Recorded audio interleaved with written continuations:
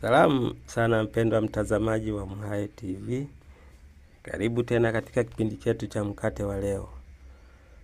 Bado tuko katika mfungo wa Kwaresima. Hivyo tunayatazama baadhi ya mambo yanayohusiana na mfungo. Mojawapo ni maombi.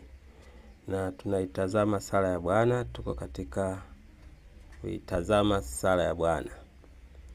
Mstari wa 9. Basi ninyi salini hivi: Baba yetu uliye mbinguni, jina lako litukuzwe, ufalme wako uje, mapenzi yako yatimizwe hapa duniani kama huko mbinguni. Amen. Tuko katika kipengele cha mapenzi yako yatimizwe hapa duniani kama huko mbinguni. Hapa tunaona Yesu akiwafundisha wanafunzi wake kusali. Mojawapo ya haja wanayoitaka au wanayotaka waitake kwa Baba yao ni mapenzi yako yatimizwe hapa duniani kama huko mbinguni. Maana yake anawataka wamwambie Baba yake kwamba chochote anachotaka kufanya mbinguni akifanye na duniani. Chochote anachotaka kufanya duniani akifanye mbinguni vile vile. Kwa lugha nyingine anawaambia Mungu huwa ana tabia ya kufanya mambo mbalimbali mema. Sasa kama ana tabia hiyo, hivyo imewapasa kumuomba Baba yale mema anayoyafanya mbinguni afanye na duniani vile vile. Sasa afanye wapi? Kwenye maisha yetu. Wapi? Kwenye dunia yetu. Kama ni kwenye dunia yetu, tunahitaji nini? Tunahitaji mvua, tunahitaji mazingira safi, tunahitaji amani, tunahitaji furaha, tunahitaji kuwa wazima bila magonjwa. Kwa hiyo chochote anachokusudia kukifanya mbinguni akifanye na kwetu pia. Lakini pia anawaambia kwa kuwa Baba ana mapenzi kwenu, basi anapotaka kuyafanya msihini ayafanye kwenu.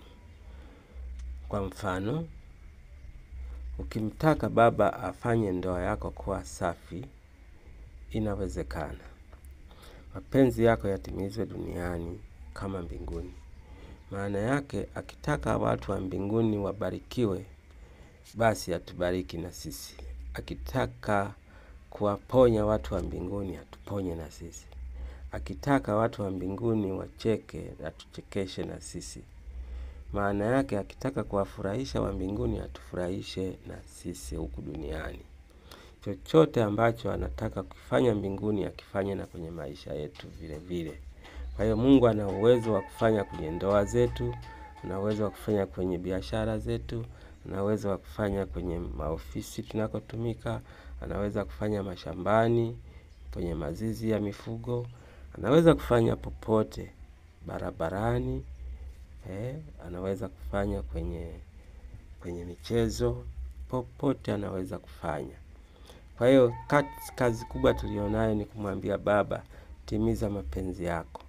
Fanya utakavyo kwenye maisha yetu. Fanya utakavyo. Sisi tunataka kufurahi.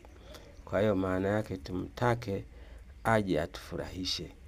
Aje atufurahishe. Najua mbinguni anawafurahisha sana. Vivyo na sisi atufurahishe kadhalika. Hivyo ndiyo yalikuwa mafundisho ya Yesu kwamba mnapomtaka Baba afanye mapenzi yake, mwambie afanye na kwenu kwenye maisha yenu. Mungu akujalie, muombe Baba afanye kwenye maisha yako mapenzi yake. Na mapenzi ya Mungu yakifanyika kwenye maisha yako, utachekelea, utafurahia, utafurahi. Siku moja Musa akamwambia, uso wako usipoenda pamoja nasi usitutoe hapa. Lakini Mungu akamwambia, uso wangu utaenda pamoja nanyi, nami nitawapa raha. Uso wangu utaenda pamoja nawe, nami nitakupa raha. Kwa hiyo uso wa Mungu tunauhitaji uwe kwenye maisha yetu. Hayo ndio mapenzi yake.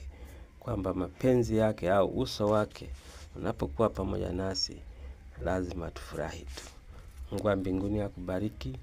Endelea kufuatilia vipindi hivi na utapata faida kubwa katika kuyatazama mambo haya. Mungu wa mbinguni asikusahau milele. Kwa jina lake Mungu Baba, Mwana na Roho Mtakatifu. Amen.